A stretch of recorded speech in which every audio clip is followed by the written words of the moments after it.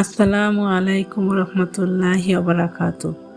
সাহাবীদের বলা হয় আকাশের নক্ষত্রের চেয়ে দামি। আমরা জানি নবীজির 4জন প্রধান সাহাবী ছিলেন। নবীজির পর তাদের দ্বারা ইসলামের সবচেয়ে বেশি কল্যাণ হয়েছে। এই 4 সাহাবীর মধ্যে শয়তান সবচেয়ে বেশি যাকে ভয় পেতেন তিনি হচ্ছেন হযরত উমর রাদিয়াল্লাহু আনহু। হাদিসে এসেছে হযরত উমর রাদিয়াল্লাহু যে রাস্তা দিয়ে হেঁটে যেতেন সেই রাস্তা দিয়ে শয়তান হেঁটে যেতেন না। হাদিসের বর্ণনা শুনেই বোঝা যায় হযরত উমর রাদিয়াল্লাহু তাআলা আনহু কত বড় ঢাল ছিলেন ইসলামের পক্ষে। অথচ ইসলাম কবুল করার আগে তিনি ছিলেন কাফেরদের ঢাল। তিনি ছিলেন ইসলামের গুরু শত্রু। কিভাবে ইসলামের শত্রু ইসলাম গ্রহণ করলেন বা ইসলাম কবুল করার পর তার দ্বারা ইসলামের কতটা কল্যাণ সাধিত হয়েছে আজকের ভিডিওটিতে সবটুকু জানাবো ইনশাআল্লাহ। চলুন শুরু করা যাক মূল আলোচনা। হযরত উমর রাদিয়াল্লাহু তাআলা আনহু আর তার মতো লোকদের অত্যাচারে অতিষ্ঠ হয়ে এক কুরাইশ নারী মাতৃভূমি ছেড়ে দূর দেশে পাড়ি জমাচ্ছিল। এই দৃশ্য প্রথমবারের মতো তার অন্তরে ঈমানের নূর ছড়ায়। সেদিন তার বিবেকে প্রচণ্ড নাড়া লেগেছিল। তিনি ভীষণ অনুতপ্ত হয়ে ওঠেন। দেশান্তরী মানুষের জন্য কষ্ট লাগতে থাকে। এক পর্যায়ে সকলকে অবাক করে দিয়ে তিনি তাদের সাথে নর্মভাবে কথা বলতে লাগলেন। উম্মে আবদুল্লাহ বিনতে হানতামা থেকে বর্ণিত, আমরা আবুসিনিয়ায় চলে যাচ্ছিলাম। আমার সামনে উমর এসে হাজির হলো। কি নির্দয়ভাবে যে অত্যাচার করত। তিনি বললেন, হে উম্মে আবদুল্লাহ, তোমরা চলে যাচ্ছ? আমি বললাম, হ্যাঁ। আপনি জুলুম করেছেন, নির্যাতন করেছেন। আল্লাহর কসম, আমরা এর সমাধান না হওয়া পর্যন্ত আল্লাহর দেশ ছেড়ে দূরে থাকব। উমর বললেন, আল্লাহ তোমাদের সহায় হন। আমি কখনো তাকে এত নরম হতে দেখিনি। আমির ইবনে রাবিয়া কাজ থেকে ফিরে এলে তাকে ঘটনাটি বললাম। সে জানতে চাইল, তোমার কি মনে হয় ওমর ইসলাম গ্রহণ করবেন? আমি বললাম, হ্যাঁ। তখন সে বলে উঠল, আল খাত্তাবের গাধাগুলো যেদিন মুসলিম হবে সেদিন সেও হবে। সেই নারীর কথা শুনে উমর রাদিয়াল্লাহু আনহু বিচলিত হয়ে পড়েন। তার খুব কষ্ট লাগছিল। কঠিন অত্যাচার সত্ত্বেও নতুন ধর্মের অনুসারীরা ভেঙে পড়েনি। এই অবিশ্বাস্য দৃঢ়তার কী রহস্য? তার খুব কষ্ট লাগলো, মন ব্যথায় ভরে গেল। এই ঘটনার পরে রাসূল সাল্লাল্লাহু আলাইহি ওয়াসাল্লামের দুয়ার বরকতে তিনি মুসলিম হয়ে গেলেন। তিনি এই বলে দোয়া করেছিলেন, হে আল্লাহ, আবু জাহেল ইবনে হিশাম নয়তো উমর ইবনুল খাত্তাব, এই দুই ব্যক্তির মধ্যে যাকে আপনার বেশি পছন্দ তার মাধ্যমে ইসলামকে সাহায্য করুন। আর এই দুজনের মধ্যে আল্লাহ তাআলার কাছে ওমর বেশি পছন্দনীয় ছিলেন। সুতরাং আল্লাহ তাআলা এমন পরিস্থিতি সৃষ্টি করলেন যা ওমরকে ইসলামের দিকে নিয়ে গেল। আবদুল্লাহ ইবনে উমর রাদিয়াল্লাহু আনহু থেকে বর্ণিত, উমর কোনো কিছু নিয়ে এরকম হবে বলে ভেবেছেন আর তা সেভাবে হয়নি। আমার অভিজ্ঞতায় তা কখনো ঘটেনি। একদিন উমর বসেছিলেন আর তার পাশ দিয়ে একজন সুদর্শন লোক হেঁটে গেল। উমর বললেন, আমি যদি ভুল না করে থাকি লোকটি এখনও জাহিলি ধর্মের অনুসারী, নয়তো তাদের গণক। লোকটাকে আমার কাছে ডেকে নিয়ে এসো। তাকে ডেকে আনার পরে তিনি যা ভেবেছিলেন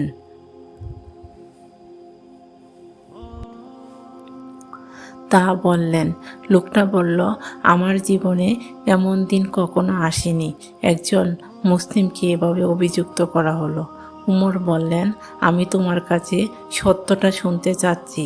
সে জবাব দিল, আমি জাহিলি যুগে গণক ছিলাম। উমর রাদিয়াল্লাহু আনহু জিজ্ঞেস করলেন, তোমার নারী জিনটা তোমাকে যা যা বলতো তার মধ্যে কোনটা সবচেয়ে অদ্ভুত ছিল? সে বলতে শুরু করলো, একদিন আমি বাজারে গিয়েছিলাম। সেই নারী জিন ভীতভাবে আমার কাছে এসে বলল, তুমি জিনদের দুর্দশার খবর পাওনি? তারা পরাজিত হয়েছে, তাদেরকে ছুঁড়ে ফেলা হয়েছে। এখন তারা তাই উষ্ট্রারোহীদের অনুসরণ করে যাচ্ছে। উমর রাদিয়াল্লাহু আনহু বললেন, সে সত্য বলেছে। একদিন আমি তাদের দেবদেবীর মূর্তির কাছে ঘুমাচ্ছিলাম। একটা লোক একটা বাছুর উৎসর্গ করলো দেবদেবীর উদ্দেশ্যে।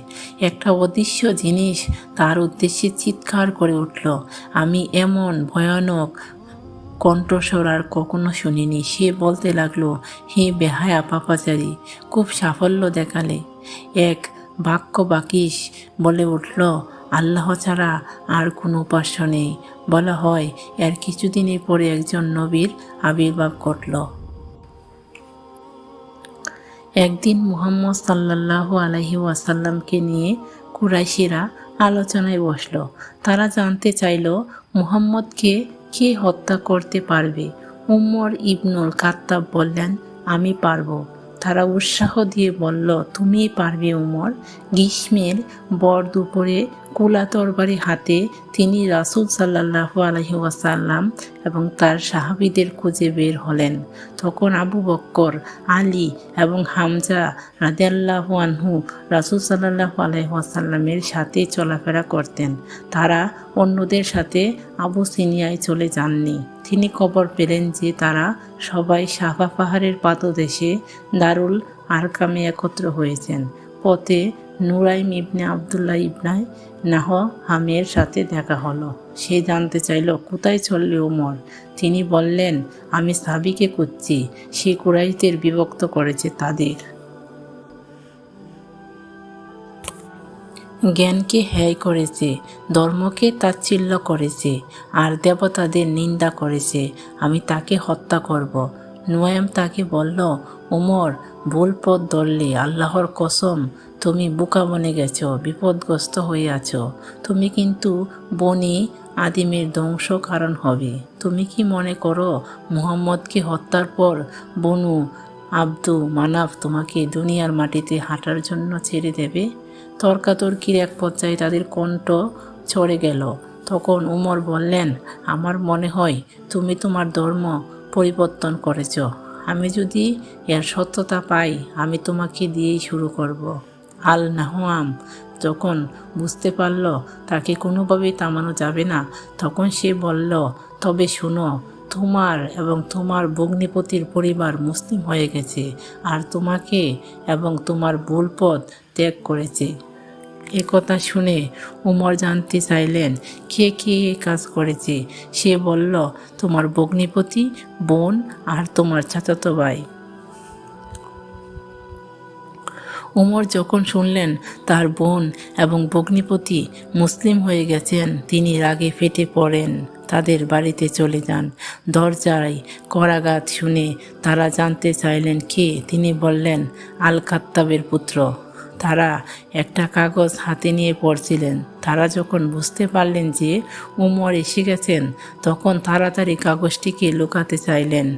ঘরে ঢোকা মাত্রই তার চেহারা দেখে তার বোন বুঝতে পারলেন যে তার মধ্যে কোনো অশুভ উদ্দেশ্য কাজ করছে। তিনি কাগজটাকে দুই পায়ের মধ্যে লুকিয়ে রাখলেন।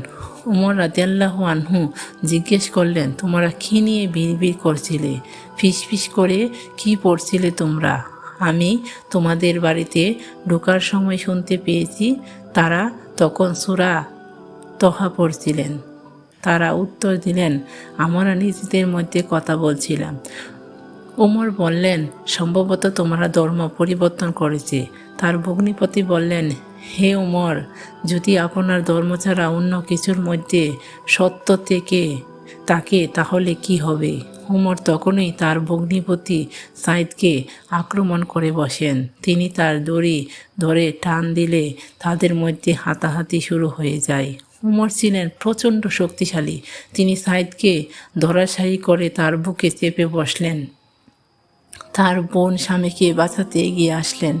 উমর তাকে দূরে ছুঁড়ে ফেললেন। তার মুখ ফেটে রক্ত পড়তে লাগলো।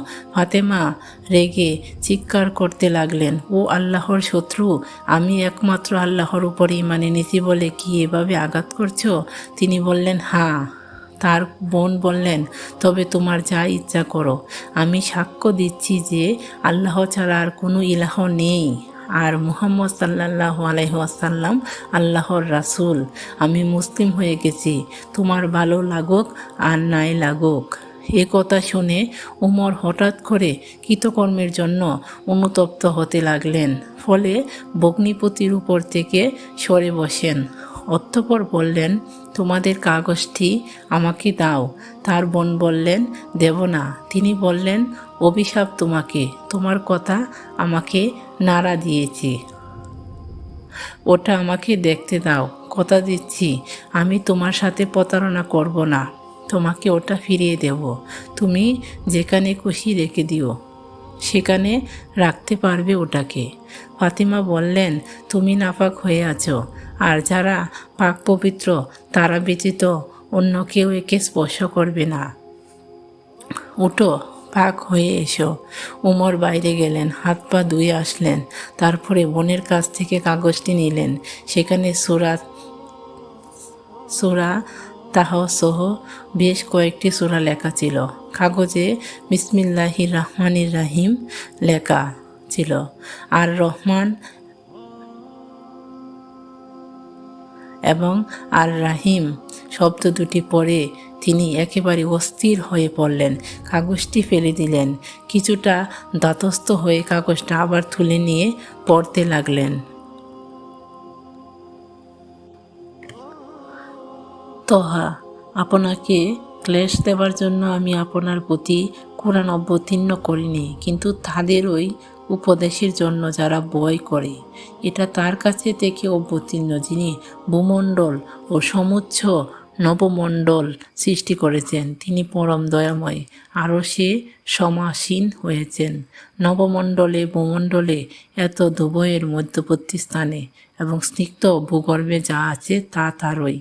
যদি তুমি উচ্চ কণ্ঠেও কথা বলো, তিনি তো গুপ্ত ও তদপেক্ষাও গুপ্ত বিষয়বস্তু জানেন। আল্লাহ, তিনি ব্যতীত কোনো উপাস্য ইলাহ নেই, সব সৌন্দর্যমণ্ডিত নাম তারই। তিনি এর প্রতি গভীর শ্রদ্ধা অনুভব করলেন। বললেন, এই জিনিস থেকে কি কুরাইশরা পালিয়ে বেড়াচ্ছে? এরপর কাগজটা থেকে আরও একটু পড়লেন। এই শব্দগুলো তার চোখে পড়ল, আমি আল্লাহ, আমি ব্যতীত কোনো ইলাহ নেই, অতএব আমার ইবাদত করো এবং আমার শরণার্থে নামাজ কায়েম করো। কিয়ামত অবশ্যই আসবে, আমি তা গোপন রাখতে চাই, যাতে প্রত্যেকেই তার কর্ম অনুযায়ী ফল লাভ করে। সুতরাং যে ব্যক্তি কিয়ামতে বিশ্বাস রাখে না এবং নিজ কাহেসের অনুসরণ করে, সে যেন তোমাকে তা থেকে নির্বৃত্ত না করে। নির্বৃত্ত হলে তুমি ধ্বংস হয়ে যাবে। উমর বললেন, তিনি বলেছেন যে তিনি ছাড়া আর কোনো ইলাহ নেই। মুহাম্মদ কোথায়?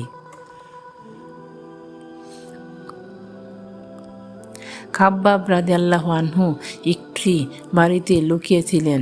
এই ঘটনা শুনে বেরিয়ে এসে বললেন, উমর, আনন্দিত হও। সোমবার মুহাম্মদ সাল্লাল্লাহু আলাইহি ওয়াসাল্লাম যে দোয়া করেছিলেন, এ বুঝি সেই দোয়ার ফল? তিনি বললেন, হে আল্লাহ, আবু জাহেল ইবনে হিশাম আর উমর ইবনুল খাত্তাব, এই দুই ব্যক্তির মধ্যে যাকে তোমার বেশি পছন্দ, তার মাধ্যমে ইসলামকে সাহায্য করো। উমর জিজ্ঞেস করলেন, আল্লাহর রসুল মুহাম্মদ এখন কোথায়? উমরের এই জিজ্ঞাসার মধ্যে কোনো কপটতা ছিল না। তারা এটা বুঝতে পেরে বলে দিলেন, তিনি সাফা পাহাড়ের পাদদেশে আছেন। উমর তরবারি হাতে রওনা দিলেন। রাসূল সাল্লাল্লাহু আলাইহি ওয়াসাল্লাম এবং তার সাহাবীরা সেখানে ছিলেন। সেখানে পৌঁছে দরজার করাঘাত করলেন। উমরের কণ্ঠ শুনে ভয়ে কেউ দরজা খুলতে সাহস পাচ্ছিল না, কারণ আল্লাহর রাসূল সাল্লাল্লাহু আলাইহি ওয়াসাল্লামের প্রতি তার বিরূপ মনোভাবের কথা সবার জানা ছিল। সবাইকে ভয় পেতে দেখে হামজা রাদিয়াল্লাহু আনহু বললেন, তোমাদের কি হয়েছে? তারা জবাব দিলেন, উমর ইবনুল খাত্তাব এসেছে। হামজা রাদিয়াল্লাহু আনহু বললেন, উমর ইবনুল খাত্তাব, দরজা খুলে দাও। আল্লাহ তার ভালো চাইলে সে মুসলিম হবে, আর যদি তিনি অন্য কিছু চান তাহলে আমরা তাকে সহজেই হত্যা করতে পারবো। তারা দরজা খুলে দিলেন। হামজা রাদিয়াল্লাহু আনহু এবং আরেকজন উমরের বাহু ধরে রাসূল সাল্লাল্লাহু আলাইহি ওয়াসাল্লামের সামনে হাজির করলেন। তিনি বললেন, তাকে ছেড়ে দাও। তিনি উমরের তার কাপড়ের গিঁট জুড়ে টান দিয়ে বললেন, হে আল খাত্তাবের পুত্র, কোন জিনিস তোমাকে এখানে টেনে আনলো? আল্লাহর কসম, তোমার উপর আল্লাহর গজব নামা পর্যন্ত মনে হয় থামবে না। উমর রাদিয়াল্লাহু আনহু রাসূল সাল্লাল্লাহু আলাইহি ওয়াসাল্লামকে বললেন, হে আল্লাহর রসুল, আমি আল্লাহ আর তার রাসূলের প্রতি এবং আপনি আল্লাহর কাছে থেকে যা পেয়েছেন তার প্রতি ঈমান এনেছি। রাসূল সাল্লাল্লাহু আলাইহি ওয়াসাল্লাম আল্লাহু আকবার বলে উঠলেন। সাহাবা রাদিয়াল্লাহু আনহুয়ের বুঝতে বাকি রইল না যে উমর রাদিয়াল্লাহু আনহু মুসলিম হয়ে গেছেন। হামজা ইবনে আব্দুল মুত্তালিব রাদিয়াল্লাহু আনহুর মতো উমর রাদিয়াল্লাহু আনহু মুসলিম হয়ে গেলেন বলে সাহাবায়ে কেরামের আনন্দের সীমা ছিল না। কারণ এই দুজন রাসূল সাল্লাল্লাহু আলাইহি ওয়াসাল্লামের হেফাজতের পাশাপাশি শত্রুদের সাথে বোঝাপড়া করতে পারবেন। হযরত উমর রাদিয়াল্লাহু আনহু তীব্র আন্তরিকতার সঙ্গে ইসলাম গ্রহণ করেছিলেন। ফলে ইসলামের ভিত মজবুত করার জন্য তিনি সর্বাত্মক চেষ্টা চালিয়ে যান। রাসূল সাল্লাল্লাহু আলাইহি ওয়াসাল্লামকে তিনি বলেছিলেন, হে রাসূলুল্লাহ, আমরা বাঁচি আর মরি সত্যকেই তো অনুসরণ করছি, তাই না?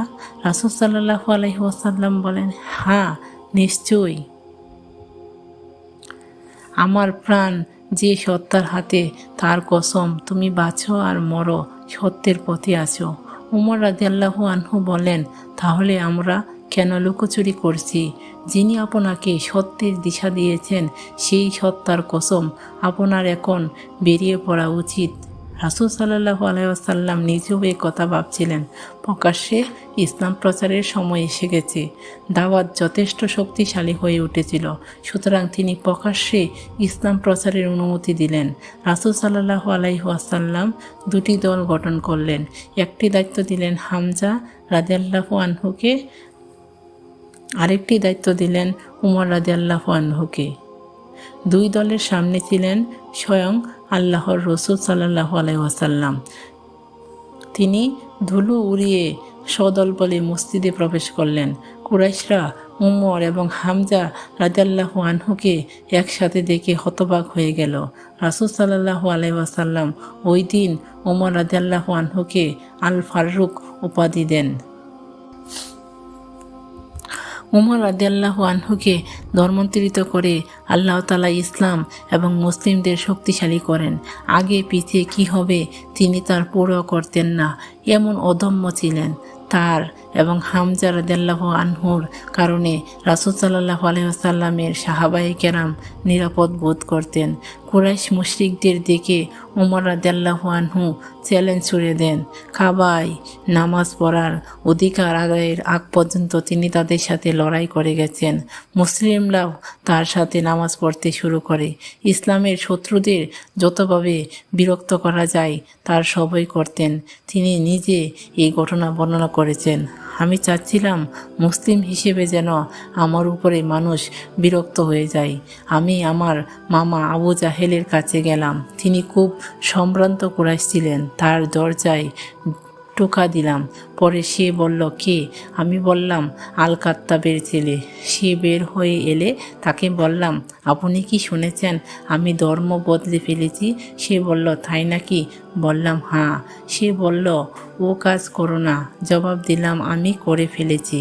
সে আবারও বলল, ও কাজ করো না। তারপর সে দরাম করে আমার মুখের উপরে দরজা দিয়ে দিল। আমি ব্যাপার না বলে চলে এলাম। তারপর আমি কুরাইশদের আরেক সম্ভ্রান্ত বাড়িতে চলে গেলাম। সে বলল, কে? আমি বললাম, আল কাত্তাবের ছেলে। সে বের হলো। তাকে বললাম, আপনি কি বুঝতে পারছেন আমি ধর্ম পরিবর্তন করেছি? সে বলল, তাই নাকি? বললাম, হ্যাঁ। সেও বলল, ও কাজ করো না। জবাবে দিলাম, আমি করে ফেলেছি। সেও দরাম করে আমার মুখের উপর লাগিয়ে দিল। আমি বললাম, ব্যাপার না। এক লোক আমাকে বলতে লাগলো, তুমি যে মুসলিম হয়ে গেছো, তুমি চাও এ কথা লোকজন জানুক? আমি বললাম, জি। সে বলল, যখন লোকজন আল হিজরের মেলায় জড়ো হবে তখন তুমি জামিল ইবনে মুআম্মার আল জুমাহির পাশে বসে তাকে বলবে, তুমি কি জানো আমি আমার ধর্ম ত্যাগ করেছি? আমি ঠিক তাই করলাম। তার সাথে সাথে লোকটা দাঁড়িয়ে চিৎকার করে বলতে লাগলো, আল কাত্তাবের ছেলে তার ধর্ম পরিবর্তন করেছে। লোকজন আমার উপর ঝাঁপিয়ে পড়ল, আমিও তাদেরকে পাল্টা মার দিলাম। এক বর্ণনায় আবদুল্লাহ ইবনে উমর রাদিয়াল্লাহু আনহু বলেন, উমর রাদিয়াল্লাহু আনহু যে মুসলিম হয়ে গেছেন কুরাইশেরা তা জানত না। তিনি একবার জিজ্ঞেস করলেন, মক্কাবাসীর মধ্যে কথা ছড়ানোর কে সবচেয়ে পটু? তাকে জামিল ইবনে মুয়াম্মা আল জুমাইর নাম বলা হলো। তিনি তার কাছে গেলেন। তিনি কি করেন দেখার জন্য আমিও তার পেছনে গেলাম। তখন আমি ছোট, কিন্তু কিছু দেখলে বা শুনলে বোঝার মতো বুদ্ধি ছিল। তিনি লোকটার কাছে গিয়ে বললেন, জামিল শোনো, আমি মুসলিম হয়েছি, আল্লাহর কসম। লোকটি কিছু না বলে উঠে দাঁড়ালো, তারপর কাপড় টেনে টেনে ঠিক করলো। উমর রাদিয়াল্লাহু আনহু তাকে অনুসরণ করলেন, আর আমি আমার বাবাকে। লোকটি মসজিদের দরজায় গিয়ে দাঁড়ালো, তারপর জোরে চিৎকার করে কাবার চারপাশে জড়ো হয়ে কুরাইশদের বলতে লাগলো, হে কুরাইশগণ, উমর ইবনুল কাত্তাব সধর্ম ত্যাগ করেছে। উমর রাদিয়াল্লাহু আনহু তার পিছন থেকে বলে উঠলেন, সে মিথ্যা বলছে, আমি মুসলিম হয়েছি। আমি সাক্ষ্য দিচ্ছি যে আল্লাহ ছাড়া আর কোনো ইলাহ নেই এবং মুহাম্মদ আল্লাহর বান্দা ও রাসূল। লোকজন আক্রমণ করে বসল, কিন্তু উমর লাফ দিয়ে উতবা ইবনে রাবিয়ার উপর চেপে বসলেন। তিনি উতবাকে মারতে শুরু করলেন। এক পর্যায়ে আঙ্গুল দিয়ে তার 2 চোখ কোঁচাতে লাগলেন। উতবা ব্যথায় কোকিয়ে উঠল। এই দৃশ্য দেখে লোকজন ভয়ে সরে যেতে লাগলো। উমর উঠে দাঁড়ালেন। জাহিলিয়াতের সময় যাদের সাথে তার উঠা বসা করতেন তাদের কাছে গিয়ে ঘোষণা দিতে লাগলেন যে তিনি মুসলিম হয়ে গেছেন। তিনি সূর্য মধ্য গগনে না ওঠা পর্যন্ত, ক্লান্ত না হওয়া পর্যন্ত তিনি এভাবেই ইসলামের প্রচার করে লড়াই করতেন। তার চারপাশে লোকজন জড়ো হলে তিনি বলে উঠলেন, কি চাও তোমরা? এমন অবস্থা চলছিল। একদিন জন এসে দেখলেন তার পরনে কারুকাজ করা রেশমি পোশাক। তিনি লোকজনকে বললেন, কি শুরু করেছে তোমরা? তারা বলল, আল কাত্তাবের পুত্র ধর্ম ত্যাগ করেছে। লোকটা বলল, তাতে কি? একজন মানুষ যে কোনো ধর্ম গ্রহণ করতে পারে। আর বনু আদেমের কোনো সাথীকে মেরে ফেললে তারা মনে হয় তোমাদের ছেড়ে দেবে। তার কথা শুনে সবাই চলে গেল। আমি উমর ইবনে একবার মদিনায় বসে তার কাছে জানতে চেয়েছিলাম, বাবা, সেদিন কি আপনার কাছ থেকে লোকদের সরিয়ে দিয়েছিলেন? তিনি বললেন, তিনি ছিলেন আল আস ইবনে ওয়াইল আস সাইমি।